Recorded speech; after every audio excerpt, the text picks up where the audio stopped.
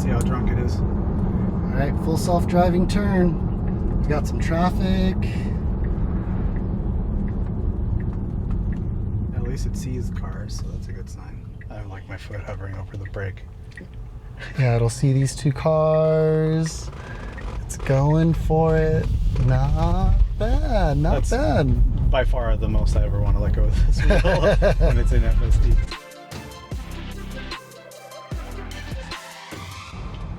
Welcome to Editor. Welcome.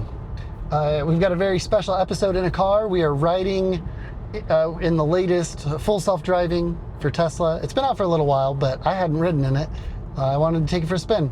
And while we do that, we're going to talk about some fun topics like electric vehicles and some sunglasses. I've had the Ray-Ban Meta glasses for a couple months now, but yeah. Gilbert got his own, and he has some thoughts. Oh yeah. And then our headlining event is we're going to be unboxing and giving our first impression views on the new iPad Pro models that came out today as of recording. Hopefully I get this out shortly, and don't take forever to edit it and get it out, so you can decide if you want one for yourself.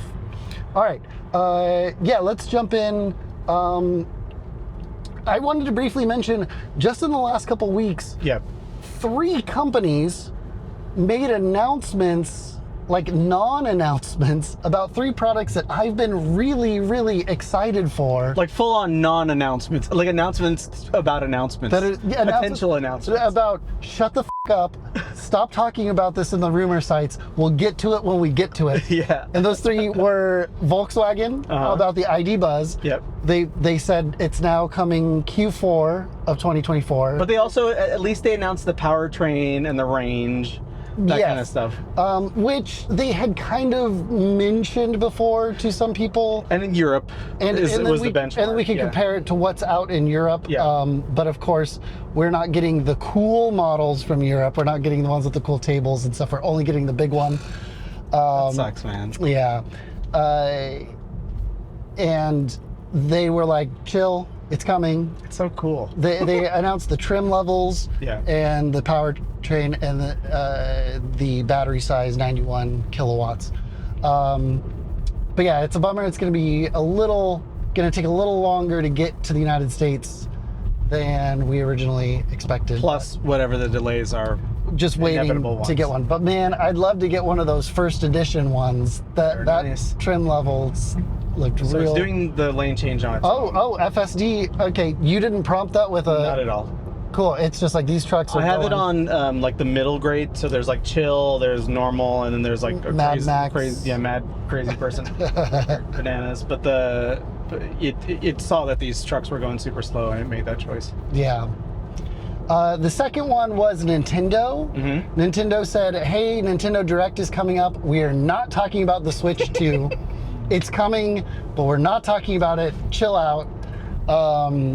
So that was both exciting to actually hear Nintendo say something, because I think they've been finally acknowledge it. They've been the most tight-lipped about their future. But yeah, it was nice to get that kind of announcement. And then the last one was Canon, saying the R1, it's coming, chill out. I know you rumor sites have been talking about it since the R5 came out. Yep. But and then when the R3 came out, it just went to the stratosphere. The rumors about it. Yeah. Can it be an R3 but with more megapixels? Sure. It does bum me out that it doesn't seem it's going to be like out for purchase by the Olympics. That was kind of the thought. It would be for sale before the Olympics, but now it's probably going to be all of the Canon photographers at the Olympics will have beta prototypes or production engineering for samples or pre-production. They'll be using them, but we plebs wouldn't have it in our hands. That said, I probably would not be able to afford a Canon R1, but I would certainly, if Canon wanted to let us try one out, we would try one out, or I would rent one and try it out. So yeah, that was kind of the crazy, goofy. It was kind of funny that just like all this week, each one to the other was just like, hey, we know you're really excited for this, but just don't worry about it. It's coming. Yeah. Okay. So on the R1, some notable things about it. The first thing you already said, which was it's extremely unlikely that it's gonna release by the Olympics. Like they're saying, we're hoping to get it out by 2024 for a 2024 release. Yeah. That's kind of the way they worded it. So for sure it's missing the Olympics. And also, like, I'm not even sure that many people will be testing it at the Olympics. Maybe a few at the most. Because everybody's going to be shooting A9 Mark IIIs. Well, so that's the other thing that I was going to say is it's doing that on its own because it has directed it to something on the right anyway. Nice. To me, that's notable because the A9 III, I think, was kind of a shock for the world as far as having a true global shutter and global sensor. Mm-hmm. And that I think is incredible. And I think that Canon very purposely did not mention anything about the shutter or the sensor. They did mention that it's going to be very, it's like, what is it, three processors in it or something like that? I can't remember now. Yeah, Digic X and then like an advanced Digic thing. And then they did talk about new focus modes and focus capabilities, which I think sound the most exciting.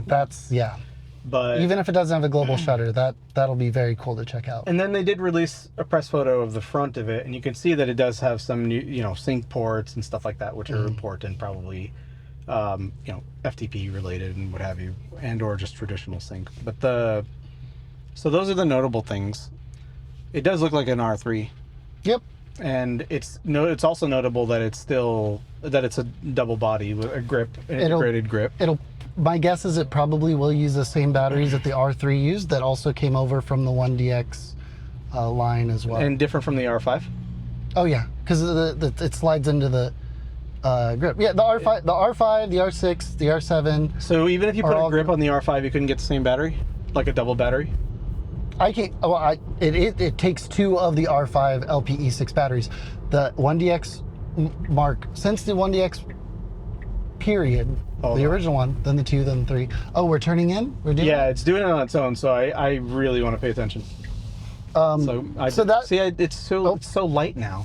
Oh, I didn't even. I was just the friction of my hand that did it. So now I'm driving, I guess. So okay. I don't want to tell it. Forget it. It asks for feedback all the time now. So we'll tell them that it was too light of a touch. All right. Good enough. Park for a while. No, I think the too light of a touch. I think the light is a good thing. I think it's fine that it did it. Yeah. So the only interventions were accidental. Yeah. Yeah, but. Okay, so I'm sorry, I lost you completely on the battery stuff because I was very focused on driving. The R3 gets its battery from the 1DX, and that battery's been around forever. So all of the 1DX users who upgraded to an R3 all use the same battery. So that makes sense for the audience. It's a big long battery that slides all the way through the. So it is a double battery, basically, like a double grip, like double length rather. Yeah. So what I was getting at is, like, if I bought an R5 and had a grip, does it accept that same double battery? No. That double length battery? No, that's going to be a double length scenario that takes two of the LPE6s from the standard R5s. Yeah. Okay, that makes sense. Well, that's kind of a bummer. So it makes sense for the audiences. Yeah. But by far one of the strengths that Sony has is battery continuity. And so the A1, all of the A series bodies, all of the the APS-C bodies, the vast majority anyway, right? Like anything in the past 5 years plus. But they don't have a double grip camera at all. Yeah, they do. Well, no, you mean like with an integrated grip? Yeah, no. So I think that's a plus. Yeah, because I get the A1. I have the A1s, right? So and I love that I can do both. So I kind of wish the R3 was like the A1 in that way, like you could do both, and it would, but also still have the performance. And the R1 was the integrated double grip, but they had to get the R3 out so quickly, so it wouldn't have mattered. And I think there would have been more backlash if they had put the R3 in an R5 body, and then the grip is optional. that the people would have rioted. Yeah, I guess. I mean, if the price is appropriate. Yeah, but the precedent is there. Yeah. Yeah. That's true. Cool. Well, actually, I was going to ask you about these. You just set them down. You've been wearing Ray-Ban Meta. Yeah, which is glasses. crazy for me to think about in the first place, especially if you're a long-time listener of the show. On one hand, yes. On the other hand, I know you have an Oculus Quest 2 and 3, so... I have a 1 and 3. Oh, 1 and a 3. I skipped the 2. Oh. And I am a huge... I broke them. The show's over. I'm a huge fan of the Quest 3. Huge fan. It gets better all the time, and I think because of the Vision Pro. The Vision Pro lit a fire under Meta to... Yeah, it helped them like situate some stuff. So for example, like I have V65 that just came out, and so I have like native spatial, video. Not just video, but now they did the panoramas the correct way. Oh, so the same way, like they already did panoramas, but they did them much more. They weren't like super immersive like the Vision Pro, and now they are. I mean, the Vision Pro is just to me still a terrible product. It's terrible. It doesn't really have an audience. Nope. It does one thing super well.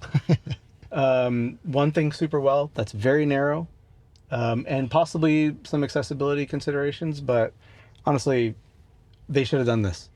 So, and the reason why I say that is because this succeeds in so many different ways. Like for example, the first and foremost, like. First of all, I have glasses, like sunglasses, that are more expensive than this. Yeah, these are $350. I forgot to ish. They were $330, the versions I got. Nice. I also have the Bose frames. Yeah. I forgot to bring them, but they're chunky. Like they feel... The arms were huge. Their arms were huge and battery was huge. These succeed at being sunglasses first and foremost. So I got the ones that are matte black with the black polarized gradient lens. Yeah. So I didn't get transitions because I don't want to wear them all the time, especially indoors. I feel very uncomfortable wearing them. Yeah, that's also why I got sunglasses. It feels not cool. But Jeff and Ben at work were immediately like, "Are you wearing those in the restroom?" And I'm like, "No, that's why I got them as sunglasses." Jeff pointed out in your video, and I was kind of happy he did.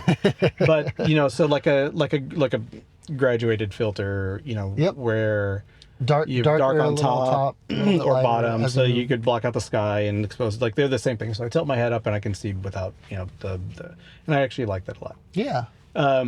But they're just regular Wayfarers. Like they're just straight up. A little bit heavier. Yeah. The arms are just a tiny bit thicker, but yeah, they're Wayfarers first. Yes. Or mine, I guess, are the headliners. And then, as far as the basics, like photos and videos, like that, like let's say that's the core functionality of them. They're shockingly decent. Yeah. They're nothing special. They're like many generations of iPhone ago.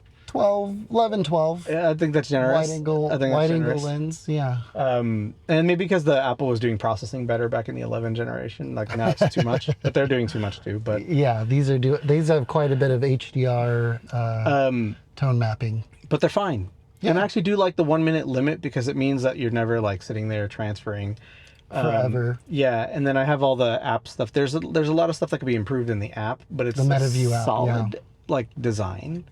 Yeah, overall. It's kind of weird. The front page of the app is kind of weird. It's kind of annoying that it really wants to know your location all the time. Yeah. It says for the sake of being able to transfer in the background, but it's not just that.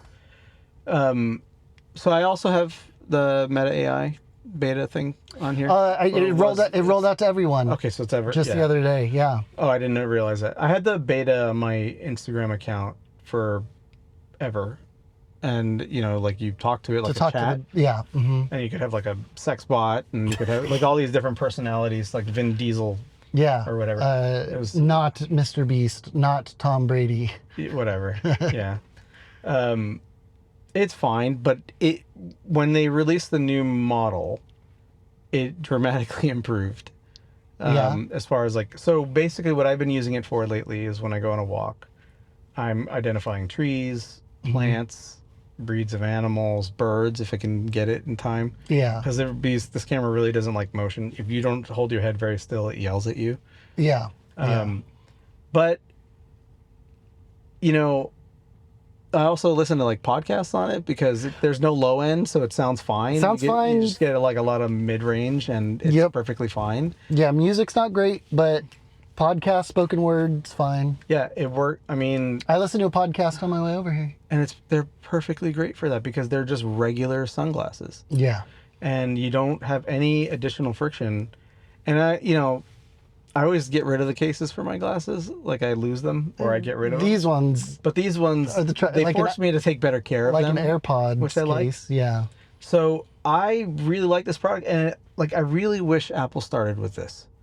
Because they could have done, first of all, they lost like the most, like one of the things is like Meta paired with probably the most iconic sunglasses like that you could possibly think of, and Apple will never have that opportunity. No. They're gonna go and like it's gonna be like design their own Johnny Ive style combined with some other stupid luxury brand that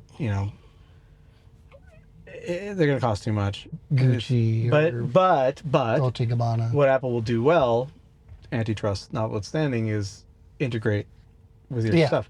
But also, I think these are great that they don't integrate with my stuff. So I didn't give them any access to any notifications whatsoever. I did tie in my music account. Yeah, okay. So it does know all my Spotify, Apple Music. Oh, okay. Yeah, and so that I could get access to the triple gesture. Mm-hmm. So you just tap it with 3 and it'll fire up music for you. Yeah. And it'll fire up your liked playlist. Yeah. Which is fine if I want to just have some noise. But yeah, it's refreshing. Like the Humane AI pin was just absolute garbage. Yeah. Had a subscription, no less. The Rabbit R1, garbage. Cute, but ineffective. Dumb. Just stupid. This, even if you don't use the stuff, like you may want to capture a video now and then, like they're glasses, they're sunglasses, and they're good sunglasses. Yeah. Even when the battery dies in these, they succeed at the core thing. And that's the thing about like spatial computing and computers on your face, right? Mm-hmm. So everybody's like, oh, this is like an iPhone moment. Like, no, not really, because we had so much prior art for carrying a thing with us. Yeah. That was a slab of some sort. Walkmans, we've talked about this before. Yeah. And we have no prior art for a thing that on your face besides these. So when they duplicated these, all of a sudden it was a successful product. And I think Apple probably could have done it even better than this. Yeah. And for literally 2 to 3 times the price, probably. But probably $1,000. Yeah, something like that. $1,000 Apple glasses. Yeah. And then you would have to get your stupid lenses and whatever. And yeah, you wouldn't have options like this. I have the headliner, you have the Wayfarers. They each come in a couple of different colors, like a ton. There's a whole lot now. Yeah. So I just find them such an impressive product for what they are. Yeah. And they're not. What I think is they're not crazy good at one thing, but they're pretty good at a whole bunch of things, and it's they're crazy good at being sunglasses. Okay. They really are. Yeah. That's the point. Like they're crazy good at being sunglasses. They're just straight up normal ass sunglasses. True. These are polarized lenses. I still hate that Ray-Ban etches the little R. Yeah, but you can No. I'm not talking about the silk screen. I'm talking about the etching on the true lenses. You don't have it on yours because they're prescription. I got it. This is a common Ray-Ban thing. I see that. It's blurry in my vision. Yeah, just a little blurry right on the edge. Drives me nuts. But and I can see the Ray-Ban. Yeah, the Ray-Ban. You can take that off, but it's all right. Yeah, you could just take a little because it's the real Ray-Ban. Yeah. Lenses. But just take a little knife to it. I'm a fan. My biggest hang up. Can you guess? Facebook Meta? Yeah, it's a Meta product. Yeah, it's a Meta product. That's the thing that sucks about them the most, but they're a great thing. Like, I've really been enjoying it. I do wish that they could do, like, so many of these super intelligent AI models, whatever, they can't set a timer. No. Like, I really would like it if it could do that. Or if it was Apple, maybe it would do, like, sense my pulse or temperature or something like that. Like, there's some kind of integration Apple with Watch and health that kind of stuff. Yeah. Better sound, perhaps. Like, but for what they are, like, Also the microphones are really good. Right. You called me when you were on a bike? I called you riding my bike, and I was just like, hey, how's the wind sound? And I didn't do it before I made my review video. I meant to do it before. Surprisingly good. But literally, like the week after I released the video, I called you. I could hear you. I kind of wanted you to talk loud a lot. So I kind of wanted to tell you to calm down. It's fine. I could actually hear you super well. But I was riding my bike, and I just needed to shout because there were cars driving by me. But like I heard you super well. Like amazing. Shocking. I don't give location access to like all the time because it says you need to have always persistent location access in order for it to automatically transfer the content. In the background, I don't give a shit if it automatically transfers. No. In fact, it's nice because like I'm like zipping this thing all throughout the day. Yeah. And I notice like the content that I see is like a surprise later on. Oh yeah. Because I totally forget, you know? I hope they can figure out transferring in order. They don't transfer in order. They transfer like smallest to largest. So when you do go back through your day, they're out of order, but they're like smallest file to largest file. I think that makes sense in terms of like getting the most crap onto your phone as quickly as possible. Yeah. But yeah, I could see what you mean there. Because then I'm trying to like go work on my vlog, and I'm like, oh, but this one's here and this one's there. The one app that does parse the data correctly is LumaFusion. So I will even if I know I'm going to transfer these to my computer, I will because for whatever reason, even when I transfer them to my computer and then load them into Final Cut or DaVinci and say sort by date created, it's by the date that they came in to my phone. Oh. But for whatever reason, LumaFusion finds some deeper metadata, and it will show me those video files in order. So I'll make a LumaFusion timeline, I'll drop them in order, and then I will export the LumaFusion timeline to my computer over AirDrop. And that will, then I can have it in Final Cut at least in order, and then I can drop in clips from my camera or my phone separately. Yeah. I didn't even notice. Yeah. Because I don't care. Like I'm not using them for that. Yeah. I haven't had a single person notice that I have them on. No. People, I usually, if I see a friend that I haven't seen with them on, I say, hey, cheese. And then they're like, wait, did you just take a picture with your glasses? And I'm like, yes, I did. But yeah, I really think they're a great product. Yes. It's crazy for me to say that. They are. I'm shocked. You know, I would think meta withstanding. It's actually very cool.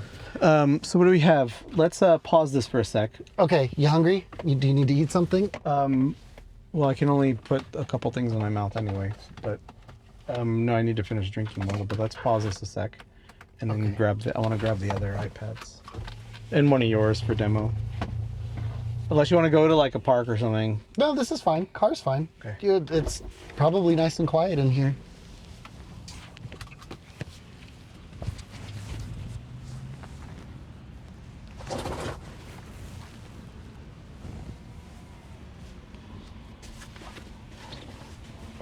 Oh, okay.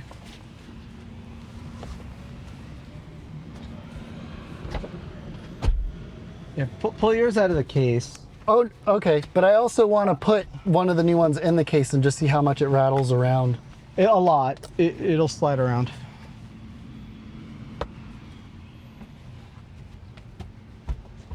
Oh, my battery's almost dead. I didn't charge it. That's an M1, right? Yeah.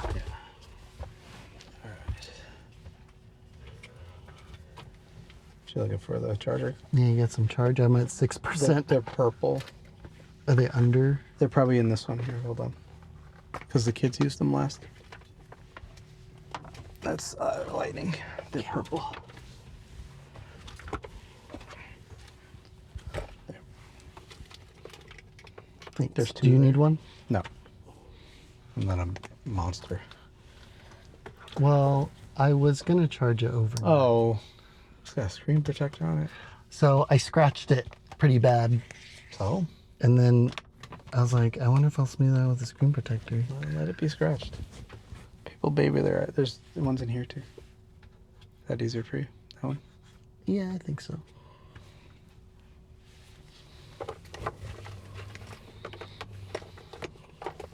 Yeah, I was going to talk about, I just got a screen protector. Gross.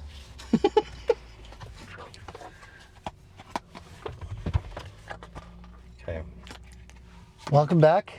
Hi. It's time for iPads. Time for iPads. Oh, did you want to turn on those lights?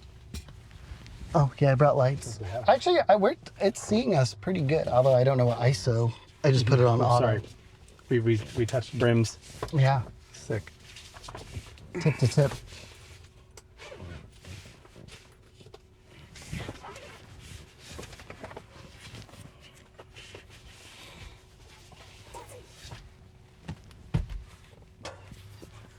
I had more clearance. Famous I would last words. have had more clearance here. Whoa. Oh, that's horrible. No, it's pretty cool.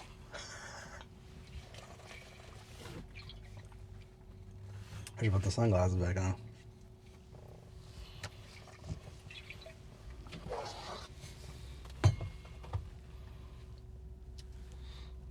We should get the suction mounts for here.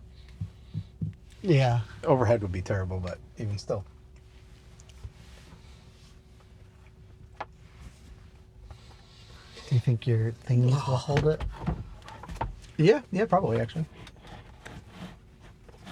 Oh man, that's pretty effective and bright. Okay, so I can turn these off. Oh, that made a big difference actually.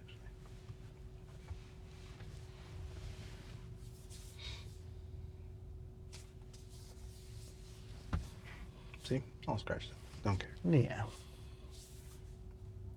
I might take it off. I mean, if you're gonna do it, do like a paper-like one. Like, make it fun. Like useful. I don't like those. Do I? That's why I didn't get the nano texture. Yeah. I did it first. You did. Okay, well, actually, let's welcome back. It's iPad time. iPad time. I didn't get an iPad, but you I got two. You got two because you live that two iPad life. Yeah. So let's talk real quick about like what I'm using right now. Yeah, your current. So setup. your other one's gonna. I have mine. I usually have two. Kyle said don't get it upstairs because it's. Because I already have one. He's got one. We're gonna have we would have had 5 iPads in this car. Normally they live naked like this, and I have two identical ones. I'm gonna whack you again. They're so alike that I've usually put stickers on them like Saturn and Jupiter or Earth and Moon. And then usually my background, like this one's still on Moon, will match so I can take a look. Earth. There you go. It actually worked out. I'm not an animal, so I don't have a screen protector on it. I scratched my iPad a couple weeks ago and I was sad about it, so I put a screen protector on it. But now, yeah, I'm not totally sold on the screen protector. It may come off. I mean, if you run a screen protector, it's just like a lens filter. Here's the thing. Like I justified the screen protector to help me not buy a new iPad. Fair enough. Make this one last a little bit longer. You should. It should. It's an M1. It's great. That's what I'm using here, M1s. Bought them also day one. I use both iPads every single day. And you kind of like, you'll have one, you'll let the battery die, and then you'll hop to the other one. That's and then one charge. method. Yep. Yeah. So I'll do cycling, or I will do like importing and cloud uploads on one while I'm doing another, or I'll be literally just watching content on another while working on another, or there'll be dual screening, kind of like you would do with a Mac. So they're maxed out. They are M1s, cellular, both have cellular active, and they are 2 terabytes each. Super expensive iPads for what they are. Mine is a 512 Wi-Fi only. I do wish I had cellular. Yeah. And I kind of wish now this one, I had an 11-inch 2018 for a very long time. I still have 2 of those, yeah. I thought I would have that forever, but I had a little cousin. He's my godson. He was graduating last year, and I needed to get him a gift. And my friend was selling this 29-inch M1. 12.9? Yeah, okay. I'm sorry, you threw me off. 20, I said 29, 12.9. 12.9 inch, and it kind of worked out. So I bought this for my friend. I gave my little cousin my 11-inch. My kids used the 11-inch iPads. It was from when I briefly experimented with having a 12.9. I've had dual. Okay, so a little history on my iPad Pro. iPad Pros came out, and I've had iPads since day one. Yes. 2010. Same. April 2010, I think. I was like, yeah, it was April because I got it from Lisa's birthday. For my birthday. Yeah, exactly. So the same exact thing. And I've used iPads literally every day, since, with the exception of like hospital stuff or weird travel situation. I had a brief stint from 2014 to like, I had an iPad Air. Mm-hmm. Was it called the Air then? Yeah. And then I didn't get an iPad Air 2. I gave my sister my iPad Air, or my parents, and then I didn't get one until the very first Pro. Because there wasn't a Pro model for quite some time. So the Pros, I've had the vast majority of regular iPads before Pros came out. When the Pro came out, it was 2015, the 12.9 inch. I bought it immediately, also day one. I also had the 9.7 inch Pro, the 10.5 inch Pro. Yeah. The 10.5 came out with the second generation iPad Pro, which was still the big one, the chunky one. I did not get that second generation one. I waited until the next ones were the 11 and the 12.9 inch 2018. Lauren had a 10.5 inch iPad Richard, Pro. So here's the thing about the Pros. Richard still uses the 10.5 inch every day. Nice. Still fine. Screen's all cracked. My buddy Aaron uses the 9.7 inch Pro that I had every day, still to this day. Yeah. They're, almost 9 years old, 9 years old.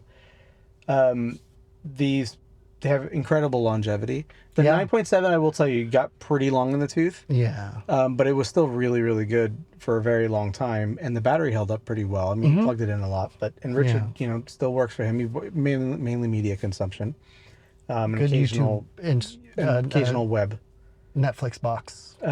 exactly. So after that, I got the 2018s. That was the third gen. And I think those were I haven't opened these yet, but I think those were the best iPads ever made. 2018, man. I experimented with a 12.9 and an 11. That wasn't working. Gave one 11 to my daughter. My son was using one of the other ones. 9.7 inch something. Something like, I think he was on that one actually before I gave it to Aaron. But, and then I got the second 12.9. My wife was also on an 11 at the time. I skipped what did I get after that? Oh yeah, basically I went to the 2021s, which were the M1s, which are excellent. Also, they're still excellent. There's really no reason for me to replace these. They suit me every single way. I'm surprised we are sitting here with new iPads. So I think what's going to happen is the kids are going to get the big ones now. Nice. I've asked them about that, and although I did tell you and Mark that I am idiotically toying with the idea of going to a 4 iPad lifestyle. 4 iPad a day. No. They live mostly naked. I use them basically 24 hours a day. Like, they power my headphones when I sleep if I'm not on the Bose ones. Yeah. They are the most essential computers. So the way I think of these is like, a lot of people think like the Mac is like the most powerful thing and the most essential part of their lives as far as like, computing. And I don't disagree with any of that. Like, the Mac, without a doubt, is the more powerful device, right? And they think of this as supplemental to a Mac.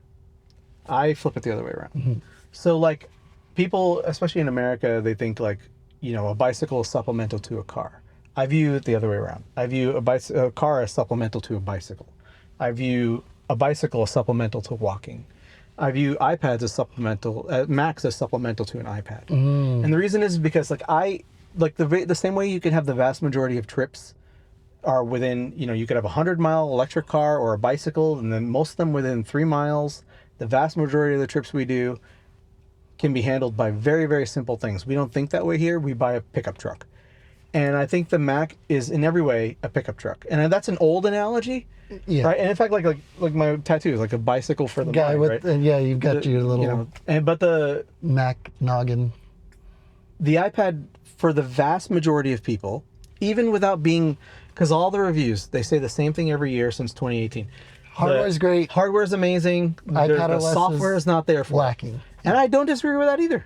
There's still things that iPad OS I'd love to have. Read Federico Vitici's overview. He got an opportunity to review the actual iPad. He chose not to. Instead, he did a summary of everything he thinks it needs. And he was gonna get the iPad later than some of the other reviewers. No, he got him same day, but it was too short of a deadline for him to be able to, because of the way he was in London and all that stuff. Yeah, just shipping wise. Yeah. So, but yeah, amazing article. I actually am still reading it. I've been slowly reading it. I agree with 100% of what he says. Basically, he goes through like where are the desktop class apps, where, what are the, where are the utilities, where are the background extensions, where, file system improvements, audio routing, where's, audio, entitlements and routing and stuff like that. 100% agree with everything he says. However, as is, just like the iPhone, this suits the needs for computing for the vast majority of people for the vast majority of tasks. Yes. And in terms of like, you need more, yes, I don't disagree with that at all. But it's the same way, like, I need to move some boxes, so I rent a U-Haul truck or a pickup truck and do that. Not buy a pickup truck and let it sit in your garage. Exactly. So like, for example, it's over 60% of people never haul anything in their truck. And that's by surveys nationwide. And for people who admitted to not doing that, they don't haul anything or tow anything. There are people who are going to say, oh yeah. Yeah. So there's going to be people who lie both ways. Like, and so for 60% of people to admit that and it's more than that, I'm just rounding down, but to admit that is extraordinary. And I think that in America, we tend to pay a lot for our possibilities. Yeah. And whereas, and granted, I am paying thousands of dollars for these. But so like, if I wasn't also in the demographic of people who so in terms of like the stuff that we're talking about, like the pro usage, first of all, pro means a lot of different things to a lot of different people, and what that, and I think actually like Jason Snell or Mike Hurley, I can't remember who said it best. It was like, pro is like, how do they phrase it? Like a lot of little boats, right? And they all rise up together, or it's like a lot of different little tasks that add up to this kind of pro profile. And the iPad, it does poorly at a lot of those little tasks. However, for me, I'm in this very narrow sliver where I tax the shit out of this thing. It burns hot, melts the battery. Like I use, what do I use? I use occasionally Final Cut now. I've been trying to use it more. But mainly LumaFusion, DaVinci Resolve. Yeah. I use Lightroom, which is Adobe, so it's already inefficient. I've obviously Surf, tons of browser tabs open, multiple iterations, multiple processes of, each tab's a new process now, but the multiple processes or multiple browser windows with multiple tabs each. So instances of the browser is a good way to put it. I often flip between private, and so all the RAM is useful because I'm not getting like the refreshes. I wish I had more RAM on mine. Which you need to have the higher end versions to do that. 1 terabyte or bigger. Yeah. I also keep an enormous local. All my scratch is done on iPads. Your photo RAWs. Yeah. So like, when I import into Lightroom, and that's often what I'll do, for example, like one example of a workflow with 2 iPads with these is I'll be importing into Lightroom. Lightroom will be uploading like smart to the Smart Cloud, Creative Cloud, sometimes Smart Previews, I'll say. Yeah. And then I'll also flip the little switch as a store locally, which you can now do by default on the Mac version. Better. Here you have to kind of like, I sometimes trick it and I'll like import a bullshit picture and then hit store locally, and then I'll import all the following ones. So just again, that's one example of like a little cut for an iPad. Yeah. And there's thousands of them. Yeah. But they don't bother me because like I don't really have many of them. Yeah. Like I use it for what it is, right? So I'm not trying to make it more than it is. Like Federico Vitici's is like an expert at making it more. I don't even deploy any shortcuts. I'm so bad at shortcuts. I mean, you don't have to be good at them. You can go find them and then download them, and then figure, and like kind of modify them. But still not good at that. So I'll do that while it's importing. They'll already be available on the other iPad to start calling. Editing. Yeah. Or I'll let it import and then upload all and download store locally to the other iPad, so they both have local copies. Wild. While I still have the memory cards, and then sometimes I'll copy them to local if it's really, really important stuff. Like I want 3 minimum. So I'll copy to local storage and then copy to an SSD. And since they went Thunderbolt, it's a little bit faster. They're not super great, but they're fast enough for this purpose. And that would all be easier on a Mac in many ways, especially importing. Yeah. But culling is not faster on my Mac. So for example, like the speed at which I can do this. Oh, definitely faster. Why? I have an M1 Max with 64 gigs of RAM. It doesn't make any sense. I'll click next and it takes a second to load. This is on Capture One. This is on Lightroom. This is in Affinity. It doesn't matter which one. Apple Photos. Apple Photos too. Yes. I don't understand, but Apple Photos, I can flip through them at the speed that I can move my finger. And the way it works in Lightroom, the Creative Cloud, is split in half. You swipe up on one side, flag up, flag down. Oh. Or you can, however far you swipe is how many stars you give it. Oh. So my first pass is just literally, sometimes it's like repetitive strain, so I literally have to use a different finger. Yeah. Because I'll just be doing this, like at the speed that I can move through it. I'm in Apple Photos on a keyboard, right arrow, and then period or comma. Period is favorite. Exactly. Right. And they're right next to each other. I can do it with just 2 fingers. Right. Next photo, favorite. Next photo, favorite. Next photo, favorite. There is no lag on these. So good. I truly do cull faster on the iPad. On the iPad. I don't understand it. It doesn't make any sense. So that alone, like if I add up, I mean, we take. My battery's. I mean, I take what 100. I need a second iPad. So 50,000 photos a year easily. Yeah. So like, each one of those. Like multiply out that little like half second. That's tons of time you're getting back. Tons of times I'm getting back. So the thing that does make this thing turn is any renders or exports just bogs it to shit. Yep. And it really does get burning hot. That said, it is really on par with other M1 devices like Lauren's M1 MacBook Pro. If I'm exporting an H.265 here versus there, it's I mean, I could make the fans go on my M1 Max without yeah. But that's why I'm comparing this to Lauren's MacBook Air. Okay. MacBook Air. Yeah, she was say Pro, she's on a Pro. Yeah. Air. Yeah, the M1 MacBook Pro Airs. I have one of those too. That's my daughter's, but I don't really do anything on that. Too slow. Like it's just not. I mean, as far as like work stuff, for like everyday browsing, writing, stuff like that, it's incredible. So then, okay, so that's all the video. I would say light video editing. You do heavy.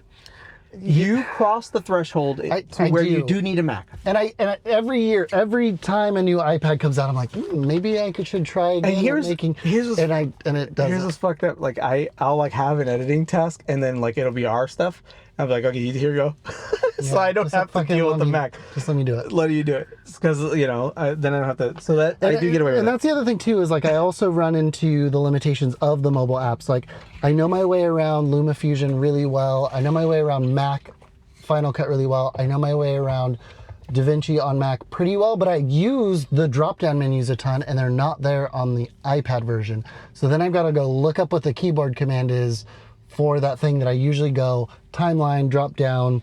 Yeah, I mean, so you got really used to the mouse, like in the trackpad, and we've talked about that before because I get like I have the DaVinci keyboard, which doesn't work. DaVinci literally, or Blackmagic basically just ported the Mac version over to iPad, which in some ways is great.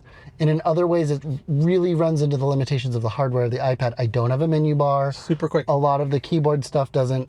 The hardware keyboards don't. DaVinci has a long way to go to make this viable. Like it's not even close. Yeah. Like so, I end up doing like light tasks in LumaFusion. Yeah. Fine for most of the stuff that I do. It was built for touch, and it's ready to go. And I could argue that about new Final Cut Pro, but it's missing a handful of crucial things for me that LumaFusion has. Yeah. Exactly. And it's LumaFusion is just a little bit more straightforward to me now. Yeah. Just because some of that's unfair because I'm used to it now.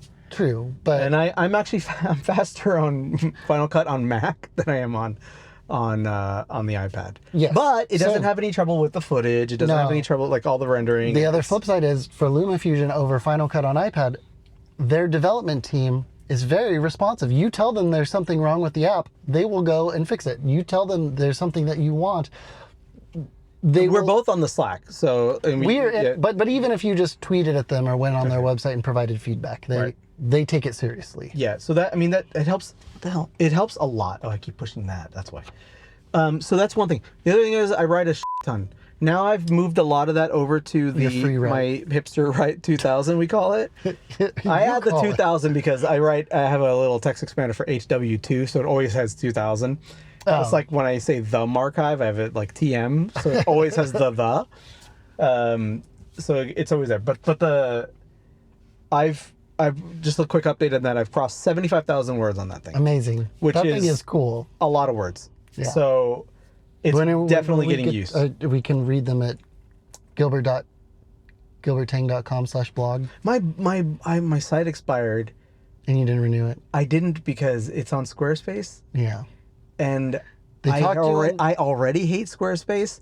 And I was like, okay, I should just renew it. But then they just got bought out by private equity. They did. So I'm like, oh no. Squarespace is going to die. So I don't know. And now my site just dead right now, so which sucks because I liked it. But I want to move it over to something else, and we'll talk about that at some other time. I got a couple WordPress buddies I'll send you. And so like I write. Mm-hmm. iPads are amazing for writing. Amazing. Keyboard or no keyboard? I almost always without keyboard. On the glass. I type super fast on the glass. And when I'm in the Marchive, or when I'm just every day, I balance it on 3 fingers and type with 2 thumbs. Yep. Big. I don't use a small keyboard. Nope. And also I have this like method of holding it just like this with 3 fingers, and I have arthritis. Yeah. And I hold it over my face when I'm in bed watching. So I have look how light that is. It's perfectly balanced. And isn't that crazy? Theoretically, it's getting even lighter. So you're just 3 fingers. But you're going to have to readjust. Your center of gravity is going to be... So I should admit something. Like I bought 4 iPads when these were announced for sale. I bought 2 nano texture ones and 2 glossy ones, or regular ones. Original. Because or extra crispy. I didn't know what I wanted, and I wanted to make sure I got the orders in immediately. So I ordered all 4 like an idiot. And then I told everybody, I ordered them. And they're like, oh, of course you did, you jackass. But then I was like, I canceled them. But I did. I was being honest. I canceled them, but I canceled the nano texture ones. Yeah. I want to see a nano texture one in person, but I want to go. What I want to do is I want to see one in an Apple store in a month and see like how much skin oil has affected. It's a great point. See if they swap them out like they do the fine wovens, the fine woven. But here's the thing that got me. Like you raised some good points in your overview, which your video I think was excellent. One of your best. You were on fire and you were like all tired and shit. You were perfect. You were great.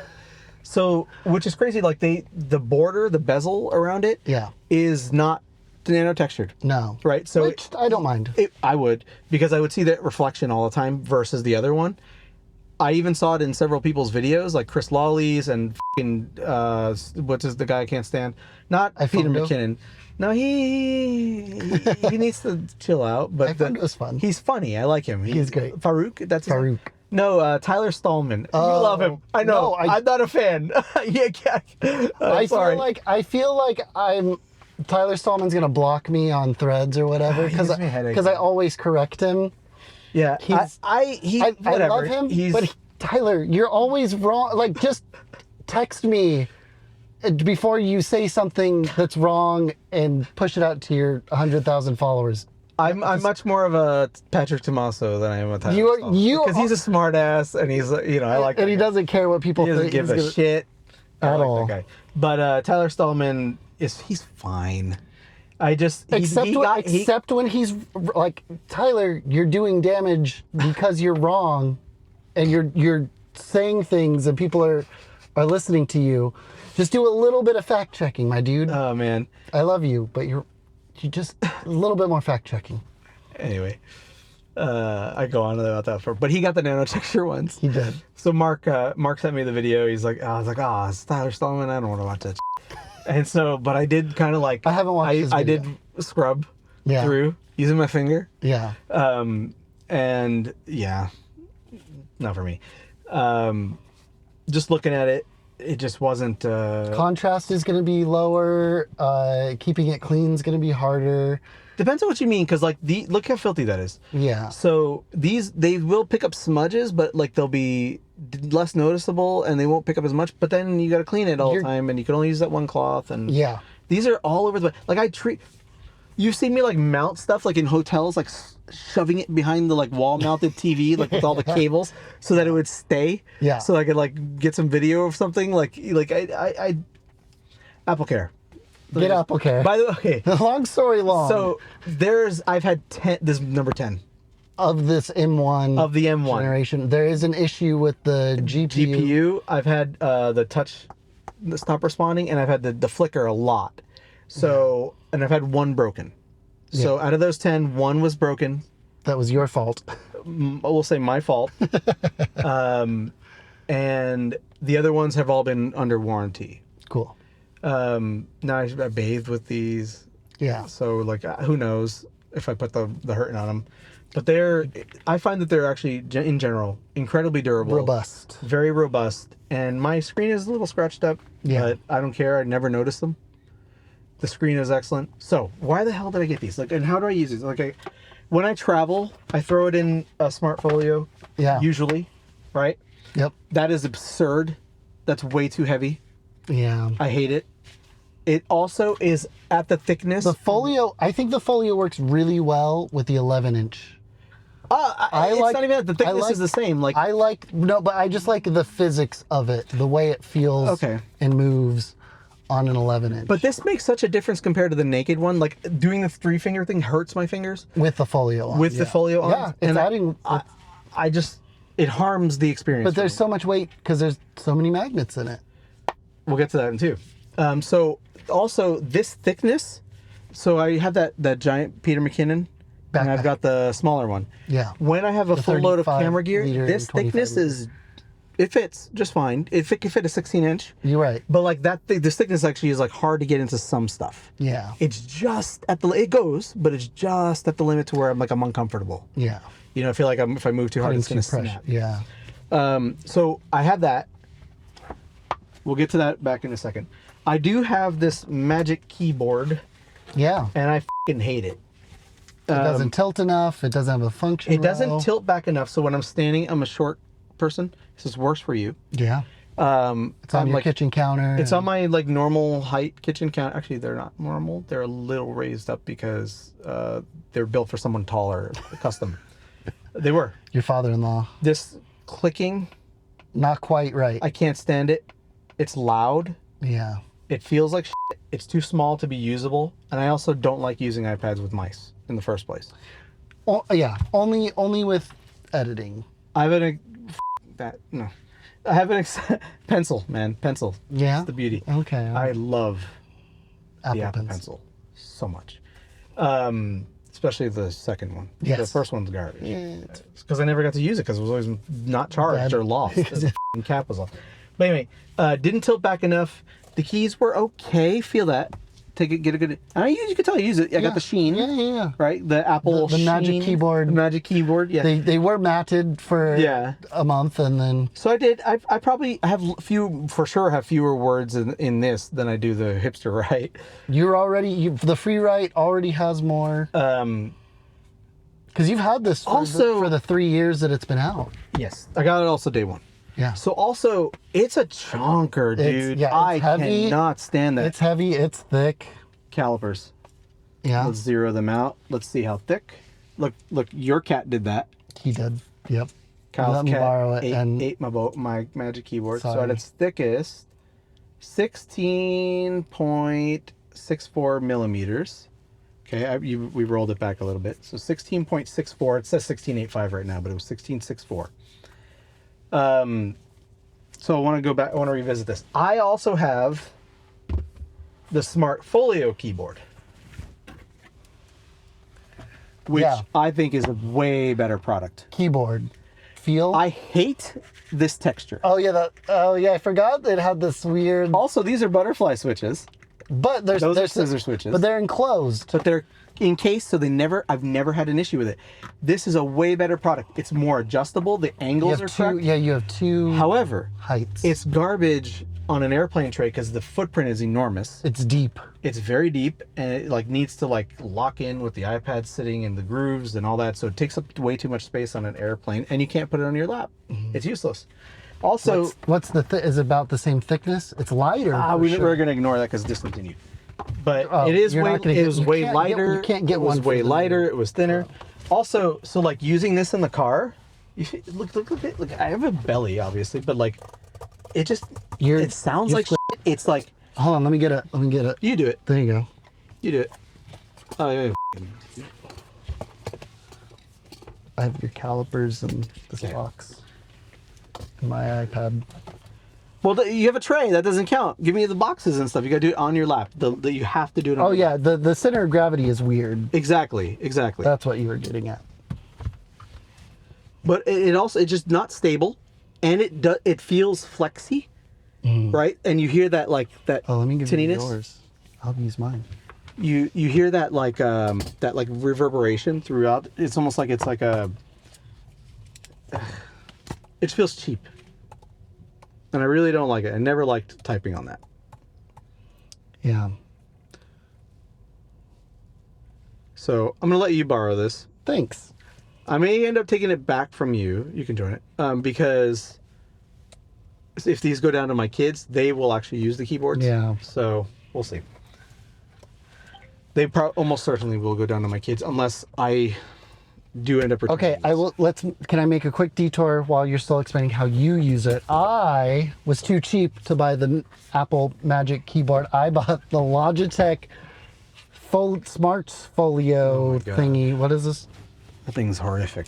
I like the second. The fact that it splits. The second generation one is nice, and then when you have it in its case, it turns it into a Microsoft Surface.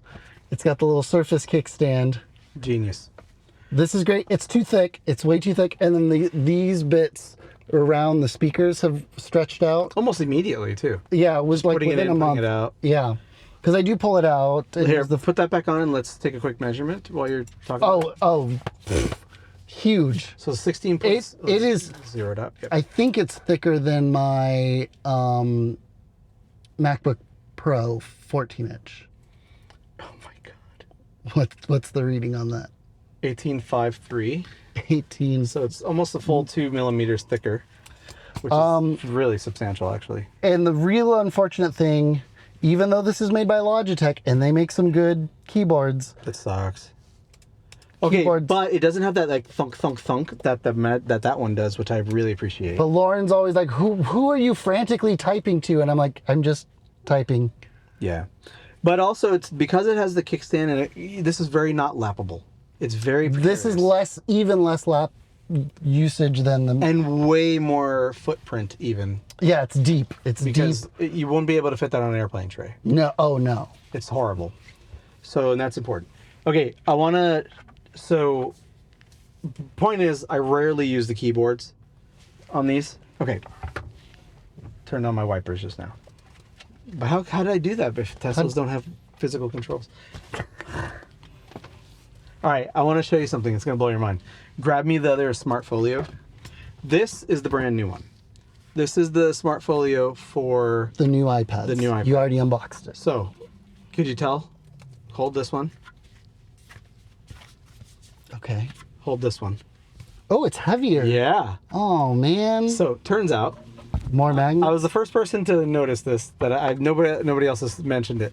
This new Smart Folio is almost 40 grams heavier than the old one. Bummer. And the reason is totally worth it.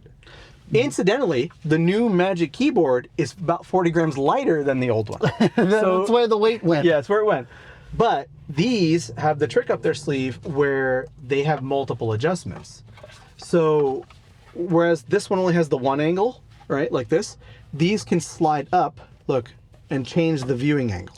That is cool. So Which extra magnets. Extra magnets, 100% worth the trade-off. And it's the only reason I bought this because I didn't care to spend $100 on this. This is asinine. I know, they're so expensive. They're stupid. And because I use them so seldom, I was perfectly content with buying just a cheapo whatever, just for travel. You know what I mean? But this is actually useful. So more vertical. Also, here's the insert. Tilted. Wow. Look at this insert. That it came with? Yeah. So I was like, oh man, Mark, the insert's exactly the same as the new iPad. Turns out it's not. It's 4.8 Yeah, because this is this is a little squishy. 4.6 millimeters, So that came, which is about half a millimeter thinner than the regular iPad. Yeah, so that's how it arrived. That's how it arrived. But yeah, so just note that it's heavier, but it has multiple adjustments. Okay, so now let's finally do this. He's still f***ing typing on the thing. Are they correct? Before I open them? Yeah, Before you need to send it back. 2 terabyte Wi-Fi cellular, 2 terabyte Wi-Fi cellular. Excellent. Okay, while you're typing, because I don't know why you're still doing that. You're f***ing text messaging. So why cellular when you can use a hotspot? So like another reason why the way I think about iPads is they're always there, and they're always connected. They're always in sync. So like for example, I use my MacBook comparatively so seldom that I have to sit there and wait for messages to sync up, even with all the background on and like whatever, like Power Nap or whatever it's called. I don't remember. It was what it used to be called. Could update even with the lid closed, and it doesn't connect to Wi-Fi and power. Just like I have automatic app updates on, and they never update automatically. Oh, in the App Store. They do eventually, like after like a month. Yeah. But it takes forever. But I open my Mac and I just have to sit there and wait while it's bogged down doing all these updates. Instead of doing them in the background, it lives plugged in. It also, when it lives plugged in, it doesn't do the efficient optimization for the battery. No. Why doesn't it do that? It does have that tech in it, that one, and it's supposed to like just max it to 80%, which you can't do manually on a Mac, which you can do on these and your iPhone 15. Yeah, set that. And set that limit Air, 80%. The new iPad Air as well. Cool. But not the new. Well, it's not even new, but the 10th generation iPad. Yeah. But the thing is like, when I use these, I want them to be as, like, okay, here's another way to put it. Imagine if you had to tether your iPhone every time you used it. You wouldn't want to pick it up. There would be so many times you didn't pick it up. Yeah. Right? Like, yeah, I'll pick it. Oh, but I got to connect. Tethering a Mac, when you have what I frequently refer to as a session-based device, so you have a clamshell, you open it up, I'm going to sit down, I'm going to do a task, and I'm going to close it and go somewhere else. Yeah. That to me is a session, right? For iPads, I want them to be as ubiquitous and as connected as my iPhones. Yeah. And I think that to me is incredibly transformative. It really fundamentally changes the nature of the device. Even with like little affordances, like I noticed you're near a hotspot. Do you want to connect? Or yeah, your phone's here. You ready? You're jeopardizing your phone. You are also burning the battery. Burning two batteries at once. Burning two batteries at once. It just, to me, there's always way too much little bits of friction. So I gave, here's another example. Like, you turn off the iPad, it kills that session. You put it down next to you, like in the car. You're waiting in a parking lot like this because it's California and this is what people do. This is our podcast. You pick it up and you realize, okay, the session's not connected still. I have to reconnect it. You start to think about that after a while. So you don't pick it up and instead you reach out and grab your phone. Yeah. And you end up doing something else with your phone. So like, to me, I don't want those little bits of friction every time. Yeah. Where iPads nevertheless still have a lot of friction as far as like if you're trying to do those crazy workflows. Like in terms of like, okay, do I want to route two bits of audio at once? Like, do I want to record something on one channel or while listening to something else? Do I want multiple streams of audio? Do I want like that kind of stuff? That's an example. Or do I want to like, for a while you couldn't tell like progress in the Files app, or do I want to like, so there's always little things that, you know, they're not a Mac. It's not a Mac, period. Right. But when you have cellular on an iPad, it becomes something else entirely. And I think it's very difficult to notice that if you're home all the time, then forget it. Just get your Wi-Fi one and just be done. You never take it with you. You're not going to notice a difference. It's always going to be in sync. It's always going to be on. Yeah. Whatever. But if it's just a YouTube box for you, fine. If you're trying to do stuff with this and you're out and about and you want to like go to a third place, or you want to, you know, connect with people, or you want to have like workflows that are useful, get cellular. It's totally worth it. And watching you use the way that you use your iPads, you've convinced me my next iPad will have cellular. Have you ever seen anybody use an iPad the way I do? Like just in these ways? I mean, I would venture to guess like a Patrick Lawley does. Christopher Lawley. Patrick Tomaso. I did say Chris Lawley earlier, thankfully. Yeah, Chris Lawley, I imagine. I don't know. But so, for example, like when people tell me, I've watched so many like little like thought pieces where like my iPad lives in the Magic Keyboard, like, and they say it's like it's always in the Magic Keyboard. They start with that, and that to me, okay, you need a MacBook. You've turned it into, well, fine, do it. That's fine if your iPad's working for you, but it lives in the Magic Keyboard. The moment it lives in a Magic Keyboard, is the moment it becomes a session-based device. You probably could do fine with a hotspot. I'd avoid it. But I do it on both because of the way I rotate. It's not cheap. It's cheap. Well, I have a secret. Are you getting? I have a slight discount from ages ago that's still active. But don't tell. But your cellular discount, you're still paying full price for these iPads. You're talking about I still pay full price for these, but I have a slight cellular discount, so it ends up being about $15 a month per. So, however, the detriment is I don't have unlimited hotspots on these. No. It's 10 gigs. Yeah. But I don't really use them. However, that is another thing. If you are a hotspot person, the iPad is the perfect fucking hotspot. I did a test with your YouTube video playing 24 hours on a hotspot on my iPad. Not plugged in. The battery was at like 25% the day after. That's pretty good. That was when we first got these. What were you hotspotting to? I was hotspotting to my Mac. So my Mac was hotspotting to this, or rather, connected to this. Your Mac was connected to your iPad, pulling internet from that. Yes, with this just sitting there. 24 hours. So that's actually... The other thing is like, we have brownouts, we have blackouts here all the time. Comcast outages. AT&T outages. Even my route, my mesh goes down itself, like, occasionally. And I'll notice, like, I'll see like red lights everywhere on like all my Internet of Things, whatever things, smart home devices. And I have very few of those comparatively now, but my iPads will stay on. So this has been the hotspot for the house. Use it for everything else. My kids can still watch, crap and not be bored. And then your phone's not being... My phone's not being burned. It's been an emergency device for me. There's been one that Richard and I were stuck in this car sleeping on Mount Shasta for 12 hours. My phone could not connect. For bigger antenna? Same provider. Yeah.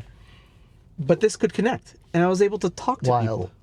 So like just simple stuff. Do you remember when we first met, I used to keep a flip phone in my glove box?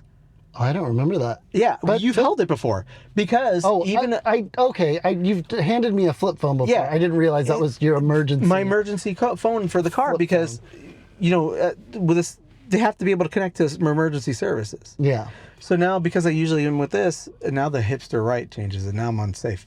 But I'm not bringing this as much. Yeah. So, because you had this, I felt like I had that level of redundancy. So there's a million reasons why cellular is great, but if you can afford it, for sure do it. Unless you're home and hate iPads, and you're home just using it as a YouTube box. All right, let's open these things because there is a chance I'll return these. Yeah, no, let's do it. There's a chance I'll return them because they're not enough to move the needle. So So what are the things? The 3-finger thing, the lightness will make a difference. OLED will make a difference, except for that blue shimmer. I'm worried about that, but it's not really worried. But it's your device. You're not watching off-axis. It's not that. It's the blue rendering of a certain blue tone. It's a common OLED thing. Yeah. It actually, but also it's like the color itself. It's often to do with refresh rates. It's often to do with there's the other thing. Oh, sharpness, like any kind of digital sharpening or anything like that. And just that one color will have that weird shimmer. I've seen it in OLEDs before. It's a software thing, so they're already patching it. Yeah, I thought you were talking about when OLEDs, when you look at them far enough off axis, they can be weird. Do a little blue easiness. But so there's that. The deeper blacks will be very helpful. Yeah. I'm hoping that genuinely my renders. This is one of the first tests I'm going to do. If it's not a substantial difference in my rendering times, then it's really hard to justify. That said, I think you're going from M1 to M4, Which and Apple's been comparing these to M2. Yeah, so and it's a this leap should over be- the M2. But yeah, we'll see. So my first time looking at these. Mark right. Mark said Open that this this is up. arguably the most going the beautiful wrong Apple way. device ever made. I already think that about holy shit.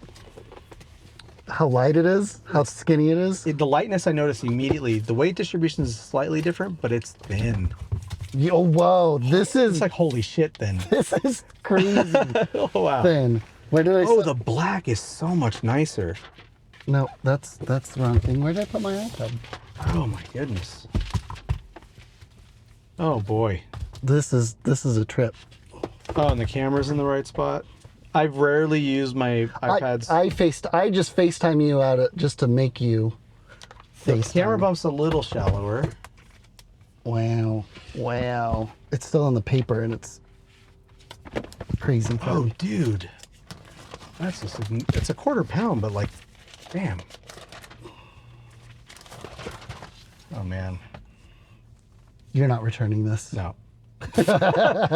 This is sick. Yeah, the black. I mean, I live and breathe these, like, you know? Yeah, the black is super does nice. look good. Yeah, that's nice. That's gorgeous. I will miss the ultra wide camera, but I think I'm going to be the I only could one. give two shits about who misses. I honestly, if they've cut the cameras off and it was just this thin across, I would not have noticed. However, I do a ton of document scanning with my iPad, You would and they miss- have the actual, document scanning feature thing now. Yeah, and RIP it's got Genius the, Scan. It's got the lighting. It's got the, and RIP Genius Scan, which everybody was supposed to use, back in the day when you traveled for the company. Yeah. But this is stunning. All right, you want to turn them on? You can just set them up as bullshit or whatever. Yeah. Just no nothing. Are they dead? Nope, it's got power. No Apple sticker. How do you feel about no? I think it's great, honestly. Oh, Well, I don't need more plastic. but I get like okay. I honestly, either make them something way better, different. The black braided cable's I nice. had no idea that was a thing. Oh, dude, look at that. It's silky. Yeah. Just not having any bloom is going to be really nice. Because, another thing is like, the I do mini most of my LED editing. bloom in the dark. When these first came out, I hated mini them. LED. The mini LEDs, Yeah. because I hated them because the blooming was severe, and also they didn't have any display reference mode. Right, that came later. And I edit in a 100% dark room, off in the bathtub. So, because of that, the blooming ended up being really bad. yeah. But they fixed a lot of the blooming. Right. Yeah, they kind of tweaked, however, They the totally zones. tweaked it. It works way better. Yeah. After display reference mode came out, perfect. Like I had a lot of trouble editing Brandon's photos on these originally. Oh yeah. Because colors were coming out completely wrong.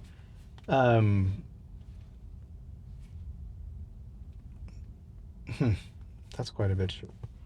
Whoa! Look how sharp that looks. The of screen. contrast The will do it. screen looks amazing. Oh man. Set it up as whatever. Just Yeah, set up without device.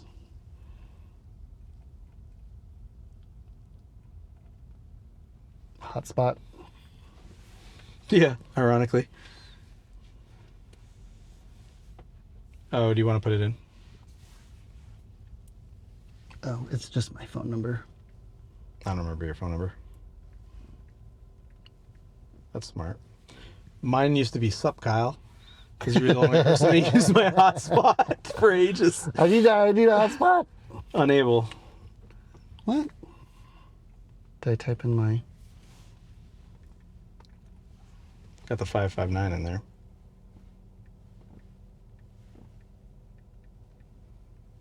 It's weird to hear the clicks. I know, like immediately turn off. It's not seeing my hotspot.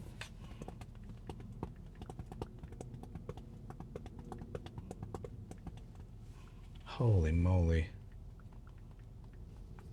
That's bonkers, man.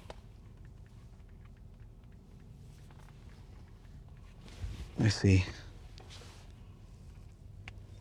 Oh yeah, it really is thicker. My thin anchor, thin anchor cables really are wider than. That's so funny. My goodness, man. All right, while we're setting those up, where's the other thing? Do I have the other part there? The box or the Magic Keyboard? Yes. So this is the new. This is the new Magic Keyboard. Software update later. Continue. Activating iPad. All right, so this is the new Magic Keyboard, which feel the keys already. Massive difference. Oh, yeah. Massive and difference. then the trackpad doesn't click. It is a haptic same as a MacBook. like a MacBook. Yeah. Oh. It's butter. I mean, this just looks like it's actually day-to-day usable. It tilts back further. It does a couple of degrees, but a couple of degrees at a distance makes a huge difference. So I did notice that earlier today. Set up for myself, set up later, Face ID, passcode options, don't use passcode, don't use passcode, don't transfer anything, other sign-in options. Data and privacy. Learn more. Use another device to sign in, use multiple accounts. Or just skip none. Yeah, but oh, there it is, forgot. You do it under forgot, I don't have an Apple ID. And you do set up later in settings, and then you say don't use. Ah. Old school style. These screens, dude. This is pretty sweet. Disable location. Set up later in settings. Skip. Set up later in settings. Set up later in settings. I just want to get to like a just on the screen, just a home screen. That's so pretty. Look at the clock widget, man. The sharpness is what's getting me. The additional contrast with the text is awesome. Yeah, it really pops. Look at the clock. Yeah. It's the most I've ever seen. Like, you know, people like, especially when the iPhone 4 came out, it was like the stuff you could touch, like you're touching the content. Like with the first Retina display. Especially when they were laminated. Yeah. This is the most I've ever Retina seen display. I wanted to go into Apple TV. I'm going to burn your data here. That's fine. I wanted to see like a trailer.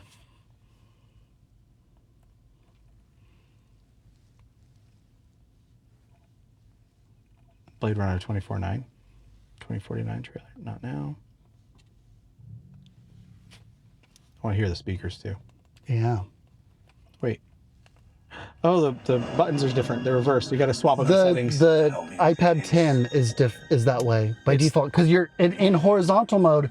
It's to the right, like the Switch. Yeah, but I believe if you then it vertically the up one. Yeah. Up is yep.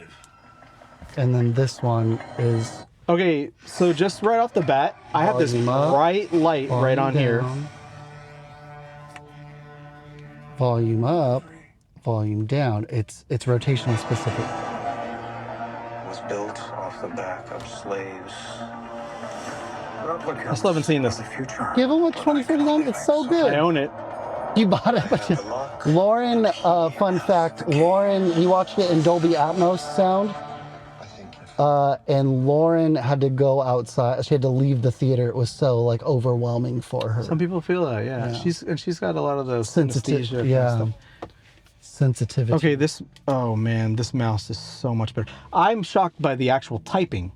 The keyboard feel is dramatically different. Much more like a MacBook. It's just so much softer and better. And then did you notice the little rubber around the keys to help not scratch your screen? Mark and I have talked about that quite a bit. But also the function row, missing the function row on the other one, huge. Pain in the butt. You know what sucks though is like they still didn't solve like keyboard brightness on this. You still have to go through jump to settings hoops. Yeah, you can put a widget. So you can add it now. You can add a button into Control Center for your. So in Control Center settings is what it usually is under. Yeah, Control Center. They did add it. Okay, good. I feel better now. Yeah. Settings, Control. Because a lot of people don't know that yet. And then a keyboard brightness. Because otherwise you'd have to jump through all kinds of hoops. Okay, cool. But yeah, this is so the mouse itself, the trackpad itself is excellent. Gestures work nice. Kyle, the video, even with this glare is... The glare rejection in here is great. And that's my biggest frustration with having a screen protector on my iPad. This is crazy. This is nuts. This OLED screen is Look at amazing. dude. It's crazy. Even off axis, it's fine. Yeah. I had none of the issues. Like Yeah. it's like my TV. Yeah, your LG. Oh, another thing, it can go 90 degrees. Oh. Like that's a huge thing. Laptopy. Laptopy. Off axis is really good. Yeah. Yeah, there's not much. There's little color shift, but very little. And you're way off axis. I'm only 160 degrees. Yeah. All right, so let's see here. Oh man, what a difference!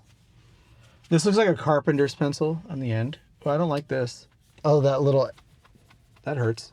Oh, that's like It's a sharp. Cybertruck gonna cut your finger off. Yeah, exactly. Get my carrot out. All right, 16.64 was our previous. Yes. Zero this out.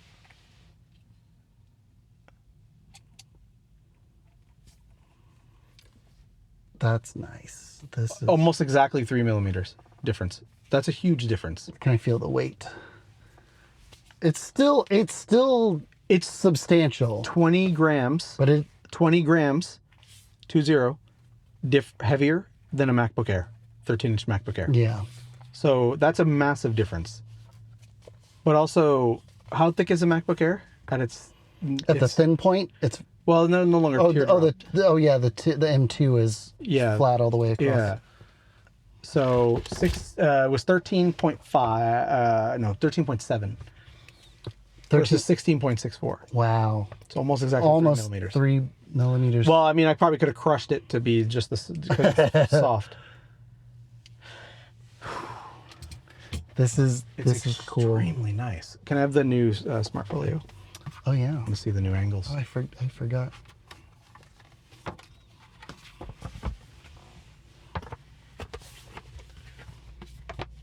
Oh, that's a massive difference. It makes it like not it.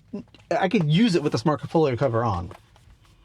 That's like a huge difference. Yeah, the weight that you've gained from the Smart Folio, you've lost in the iPad itself. Yeah, so it's a 1/4 pound difference, which is remarkable.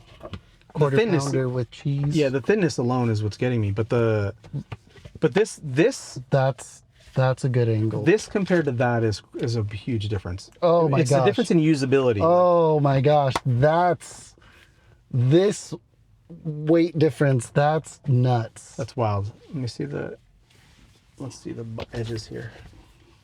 Yeah, it's very noticeable. That That's difference in crazy. thickness is very noticeable. Oh yeah. Yeah, you're probably right. There's no way I'm returning these unless there's some kind of like flaw. Really like this. This is excellent. I'm blown away at how much better it is. Like it's free to re- me it's the leap between the Apple Pencil 1 and the Apple Pencil 2. And just on my lap, it's so much more stable. Exactly. Is that that must be the aluminum? Yeah, because of the other one's like flexy and it's got that like chunkiness to it. Like it I don't like it. This one's a little bit deeper and it feels, well, maybe it's not a little bit deeper. It's probably the same.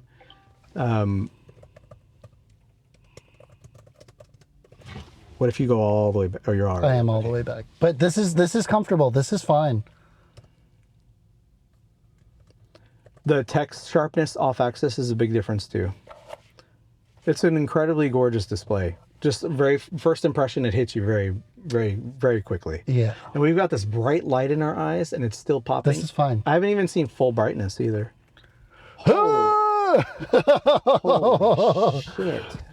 You probably saw my face get brighter on the screen, but that's bright. You just realize you have a big thumbprint on your filter. Yeah, I probably do. That's funny. Wow. It's incredible. Well, let me see compared to the. Oh yeah, crank the brightness. So you're on a note. I'm just in notes.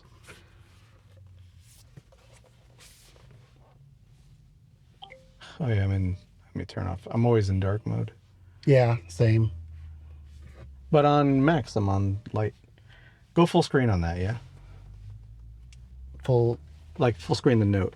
Oh yeah. Like that. Is True Tone on that? Maybe. Yeah, probably. Yeah, turn off True Tone. Display. Always turn True Tone off. Yeah. If you're doing and night photo shift. stuff, and Night Shift and True Tone are the worst. Okay, there we go. I do have the grid on. Oh. It's my default. Okay. I didn't realize Notes app had. They're very different colors. Extremely different colors. Yeah, but I wonder. The mini LED always felt too blue to me. That was one thing I had to learn to correct for. Yeah. So I'm wondering if I'm gonna have to, because that was one of the first. You and I were the only people that pointed it out back in the day. We put on Avengers. Everyone's like, "Oh, this screen is Mini amazing." I'm like, "No, display. there's something wrong with this screen." It was blooming, which has been fixed. And we were but vindicated by the fact that they made so many changes to it. Yeah. But yes, the iPad mini LED on the M1. I never really. I haven't spent much time with an M2 iPad Pro like at all. So I don't know if that was kind of fixed, but the M1, very blue, and yeah, I basically... This is a way more palatable color. Or LumaFusion, I keep scopes up all the time. I cannot believe how good that looks. The colors alone and the blacks are so nice. Yeah. But I promised Lauren I would not buy a new device this year, so I'm going to keep using this. And then maybe next year someone will sell me a... So, look, you could say, oh, you're replacing your iPads too soon, and I am. I have no argument to that. But I still have 2018s in use. Yes. They go and they get used for many years. My cost per day on these, especially if you factor in usage and give a bonus for that, is lower than the cost of my Macs. Oh, because you used, Oh, yeah. For sure. And plus, I have the one expensive Mac that I'm hoping is like a 7 to 8 year thing minimum. Yeah. The Macs don't get reused. Like even my daughter's MacBook Air got barely used because the school gives her Chromebooks. So, and she has to use the Chromebook. So it just, yeah. This is nuts. I am blown away by these. I want to look at the two keyboards directly next to each other. Do I have an Apple Pencil over there? You did not hand me an Apple Pencil. There's one in the car somewhere. An Apple Pencil Pro? Yeah. It's in the back seat on those boxes. Are you able to reach that? I can't. I already tried and almost pulled my shoulder off. Here, I'll grab that. I'll put this in the big keyboard and then we'll compare those. There it is. There it is. Ooh. So apparently there's all different boxes. Oh, some other this one is very calligraphy. Dude, that tattoo you would get in the early 90s. That little bit, and the fact that it's so squat, my fingers would also always hit the screen. This one's got the depth, so you're further back out. The screen is the appropriate distance. This is too close. And that, I cannot stand that. The other one sounds so much better. Yeah. Like, it just drives me nuts. Usually I have headphones on, so it shouldn't. But so, like, this one will go to 90 degrees, but it doesn't lock at 90 degrees. Right. See how it's always this angle when it's closed? When it's connected, yeah. When this is flat, it's... Mark was the first person to point that out. 75 degrees. Yeah, exactly. Mark was the first person to point that out, that it did it. And I was like, oh, yes, that's a huge deal. Because, a lot of people, like, lay in bed and have it on their stomach kind of thing. Yeah, 90 degrees is great. And then you tilt it, and it's never right. And the cantilever just seems much more effective on this other one, and so much more. They learned a lot, and this hadn't been updated. Also, look, like I didn't use this much, and it's already separating. Yeah, it's that squished neoprene. Or also, whatever. The seam around here. Remember not great. I'm naked in the tub, and I'm going to type, so this would like cut into my legs. Yeah. Because don't at me. But anyway, like just direct comparison. Overlay a picture of Gilbert in the tub with his iPad. Yeah, you don't want to see that. Have like brackets and all kinds of fun stuff. Yeah, this went from being an incredibly unusable product with like weak parts right here. Yeah. To being like, look at that, dude. That's incredible. Feel that. It's still. Oh, it's a huge difference. It's heavy, but it's not this heavy. This is Remember, this is a MacBook Air, like 20 grams difference. Yeah, this is more than a MacBook Air. It's like more. It's by MacBook Pro heavier. Yeah. So, but yeah, this I would never carry this around. This I would consider it. I still am not going to use it every day, but this will actually be used. Yeah. That I think is a distinction. Paperwork. Oh boy. Oh, you even got it engraved. Never do it. G-Tang Jr. I never do it, and for this one I did. I don't know. Mine. Oh, I did because we have 1, 2, 3. We have like 5 or 6 mini Apple pencils floating around. This one does say Pro to distinguish it, but I have my Apple Pencil 2 says don't sharpen Is my. this shorter? Get yours out. Yeah. Says that G-Tang Jr. They wouldn't let me put what I really wanted. Is it? No, same. Same size? Dude, yours is gross. I have extra tips. You want a tip? No, the tip is smooth. It's UV.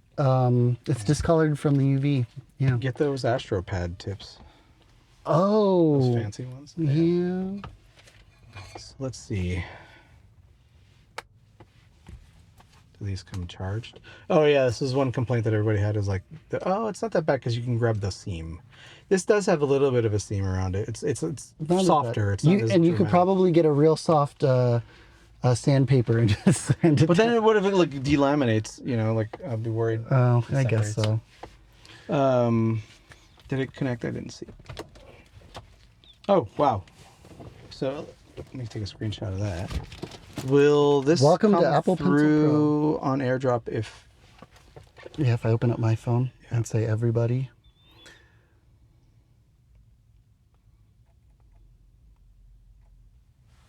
Yep. There I am. So it's a little like introduction to Apple Pencil. Yeah. Stuff you don't often see. Yeah, you see it once, you dismiss it, and then it's gone. Yeah, look at that. That's cool. Ooh, I need to put a new battery in this R6. Excuse me. Holy shit. Oh, the haptic motor? It really feels like a button. Just like the trackpads. That's feel. wild. That's wicked. That's cool. It's really cool. Yeah. Those feels like a button. It's very trippy. And I've never had hover because I never got the M2s. Nope. So Hover's nice. Widgets are still not widgety. of course, basically 0 lag. Oh, that's silky. Incredibly silky smooth. Can we show? Sorry, I'm like doing it for everybody. That's okay. It's for you, but I'm also too excited. to share. And then let's see. Oh wow, there it is. You can also change this. Okay, so there's 2 things you can do with the screen gesture that I didn't know until recently. You can not have the context menu come up, which is this thing. Yeah. You can see the hover. You can set it so that it's just the eraser. Oh yeah, it just switches, quick switch. It's still like you the still tap get the tap. taps. Oh, you can still get the tap taps, except now you get a haptic with the taps to show that it's active. Oh, because I was always never. It took me a 100% long sure. time to figure. This motion is with your index finger is so unintuitive and so difficult for me with arthritis. It took me a while to get that down. And then also I would like to orient it so that the flat spot is always what I tap. You're right. That was the tip I gave my niece because she said she hates that gesture. The squeeze feels so much more natural. But another thing you could do, which is wild, is you could set the squeeze gesture to launch a shortcut. Oh, right. So you could, in theory... Now I should get into shortcuts. You could, in theory, use the Apple Pencil as like a tricky little, like remote shortcut launcher. Yeah. Like, which I think Next is really slide. funny. Next slide. Actually, you know what? I think I've seen people, use the Apple Pencil to take pictures or to. I didn't know you could do that. Really? Me, or am I dreaming? I didn't know. I have no... I might be wrong. I have no idea. Okay, I need to change the battery in this. Okay, we're back. Although it's getting a little Stuffy in here. stuffy in So I here. had to open up. Yeah. Oh, that's nice. Very nice. Sun's gone down. Which verdict? I want one, but I will stand by my plan of not buying a new phone, iPad, computer, camera this year. I love them so far. It's very nice. We'll see. I'm very interested to see what gets announced at WWDC in a few weeks. But like you said, you've already got your workflow down pat, so. Yeah. It can only... I hate the just wait thing. I really do. I buy them for what they are today. Yes. And They will do what you need them to do. they do exactly what today. I need them to do today. Period. I need some niceties from Finder. Background extensions, man. Just things running in the background properly is huge. Yeah. Not background app refresh is huge. I mostly just need some things for Final Cut and LumaFusion. I need Final Cut to get color wheels and curves. It's the little slider color adjustments aren't enough. I need compound clips. Compound clips, you live in compound clips. Like, it's so important for you. Third party audio effects, video effects, some video effects, but I mostly can just live with the built-in video effects. And I also want Safari and even Chrome to feel a little more desktop-y. There's still some things I run into that just act weird in iPad Safari. Yeah, the websites. Yeah. In general. And that's also Safari on Mac. I run into some websites that are like, we really want to be in a Chromium browser, so I hop over to Vivaldi. But even then, on the iPad, it's still not the same. It's rare, but you're absolutely right. It does happen. Yeah. For me, it's rare anyway. And I just run into those. Like watch like exotic porn like you, but or like weird ass media players. No, it's just like the YouTube Studio or Google Drive gets weird. Like, because Google Drive, the app, doesn't have everything the website does. Not even close. And this is one of the big like desktop class apps are like so important. Like, yeah, just being able to like export a lot of files at once, or like upload a lot of files or download. Yeah. Like it does make a difference if you're dealing with files a lot. Yeah. I'm in iPads trouble. are tough. Yeah. A lot of workarounds, but they all suck. So I'm going to Portugal second half of June. Yeah. And I think I'm going to take the R6 and my iPad, and I'm going to try to continue to vlog with just that. Oh, you'll be fine with that. It'll be fine. You know what you're doing. Our friend Corey Mayo said he's going all iPad. He's going so far as to sell his MacBook Pro. That is scary. Because even for me, no safety net. Like I have to admire that. Like I know people who have done it, and even the king of it, Federico Viticci, still has a Mac. In fact, he made his Frankenstein thing. Have you seen it? Which one? Have you not seen it? Which one? Dude, Federico Viticci cut the screen off of a MacBook and put an iPad. It's a It's a MacBook base, and then so the he's iPad got is the both? screen. Yeah, and then he sidecars it to the iPad, but then he also has iPad. He took that to the announcement in London. He used it. He was like in a group of press, and he had this wacky Frankenstein thing. Nice. Which I love. I love that he did it. And then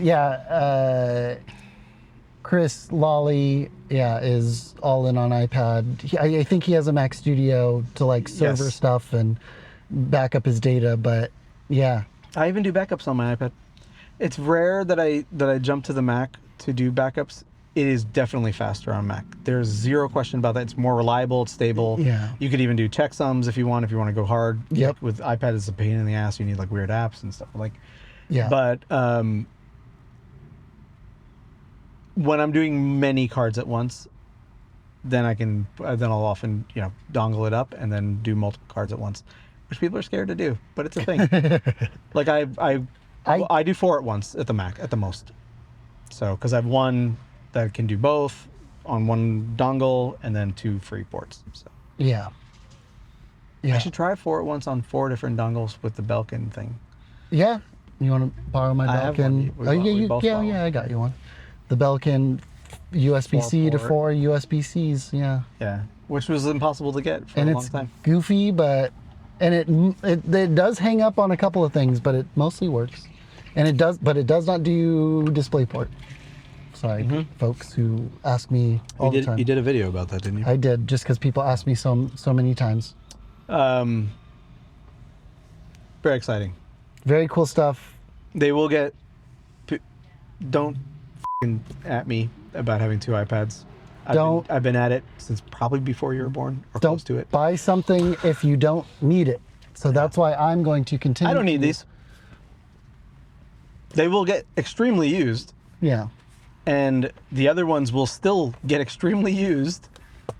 I don't need them. Yeah. I'm hoping that they're going to make things a little bit better, easier, faster. There's no justification for needing them. I can wait a little longer on my current ones. They're still great, but they're going to be great for someone else now. Yeah. And I'm perfectly okay with that. Your expanding circle of technology needs. Yeah. And then the question becomes like, what do I do with the 2018s if the kids don't use these? I have some ideas like for like home control kind of stuff. Yeah. I have my iPad Air first gen. It doesn't even have the Touch ID. I've got it command stripped on a wall at CMAC, and I check the security cameras and I check the CMAC channel, and yeah, it's great. I have other ideas which we'll talk about at some other point, but I would say right now, extremely first impressions. These are super freaking nice. Very nice. We'll see what happens when the honeymoon phase wears off, but I did engrave my pencil, so I definitely that's can't. yours. You can't. So I figure this is good for another 5 years. The Apple Pencil 2 launched in 2018, and yeah, Still going. It'll be around for a while. It stuck around up until. I mean, the Apple Pencil 1's still going. Technically, yeah. Yeah. So I figure this I got engraved because it's gonna follow. I'll find it. It's the place glass for it at some point. of the iPad. It's the lens of the iPad. Yeah, exactly. It's like a lot more lifetime type thing. So I want to get at least another 3 years out of these. Yeah. Probably closer to 4, especially 4 to 5 would be ideal. Yeah. That's what I hope to get out of those. I probably could.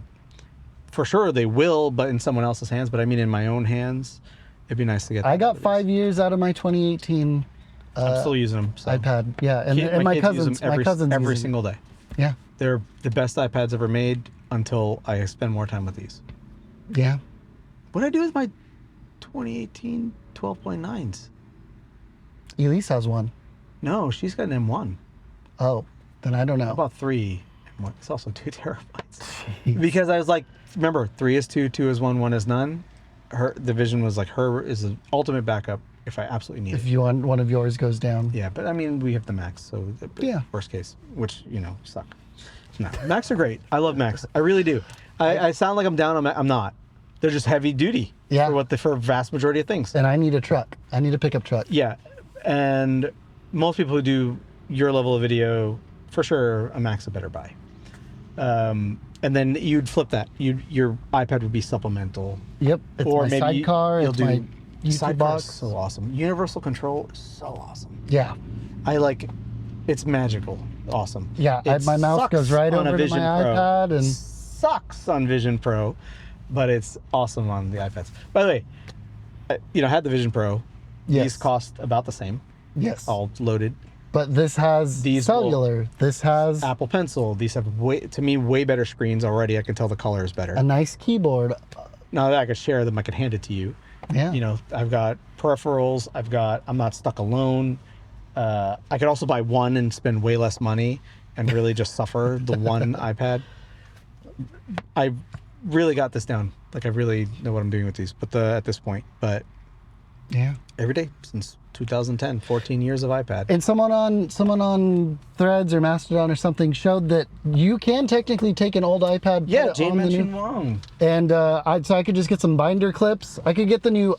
I could get the new Magic Keyboard, get some binder clips, and just stick my iPad inside it and have a nice. You just gotta line up the. pogo pins. Yeah. By the way, apparently, so people have put their meters on the new keyboard, and I think they've only been able to get about 35 watts, which is the same as what you get. But it said that the new one can pass through 60 watts. I haven't seen anybody been able to do that. You're not having any trouble opening that at all. I lost my USB-C cable that had the little wattage meter on it, and I'm so sad. And I just bought a dumb. I can't believe this. Oh, another thing. Oh, dude. It works. It works as long as I hold it in place. Hey, man. Are you doing like the stiffness test? These feel stiffer than the old ones. Yeah. Yeah, it's crazy. Let me see yours. gonna. It does work. Bend my eye. Yeah, I'm gonna try to. Dude, it really is stiffer. It's thinner, but it's yeah. Oh, it's stiffer. Like this has more. Like got some it's give to definitely it. got some flex to it. Yeah. This is not. Bent my iPad. I cannot believe this. That's wild. Unbelievable. Unbelievable devices. All right, first impressions, thumbs up. Good job, Apple. We'll check in maybe a couple months. Oh, and then you got to do the thing where, like, you know, the software that doesn't live up to the you guys. This has been Editor. I'm Kyle. I'm Gilbert. We'll see you next time. Peace. Peace.